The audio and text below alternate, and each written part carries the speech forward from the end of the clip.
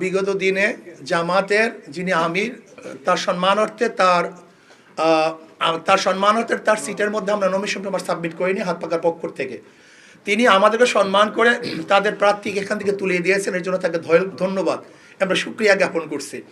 আমি কালকে জনাব অ্যাডভোকেট হেলাল সাহেবকেও আমি মোবাইলে ধন্যবাদ জ্ঞাপন করছি এবং অন্যদেরকে ধন্যবাদ জ্ঞাপন করেছি।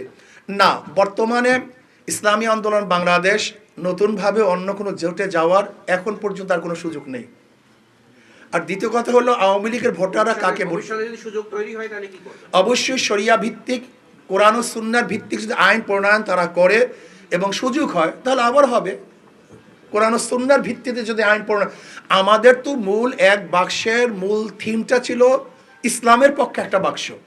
যখনই তারা বলেছেন যে আমরা কোরআন ও সুন্নাহর ভিত্তিতে শরিয়ার ভিত্তিতে আইন প্রণয়ন করব না, আমাদের একজন ভদ্র মহিলা খ্রিস্টান ভদ্র মহিলার প্রশ্নের জবাবে তিনি বলেছেন, তখন তো আমাদের এক বাক্স আর থাকে না।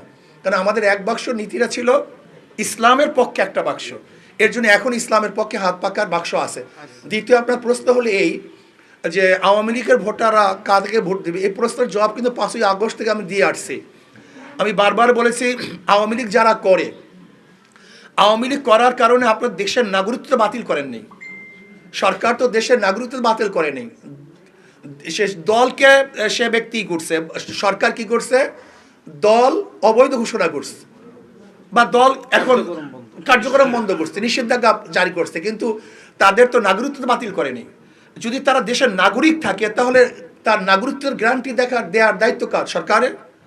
যদি তার বিরুদ্ধে কেস না থাকে, মামলা না থাকে, তাহলে তার নাগরিকত্বের দায়িত্ব, তাকে নিরাপত্তার দায়িত্ব তো সরকারের।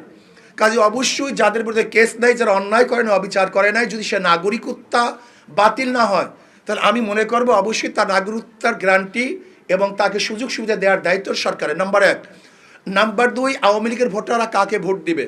যাদের মাধ্যমে তারা নিরাপত্তা পাবে, জান মাল ইজ্জত ব্যবসা বাণিজ্য নিরাপত্তা পাবে, তাদেরকে ভোট দিবে।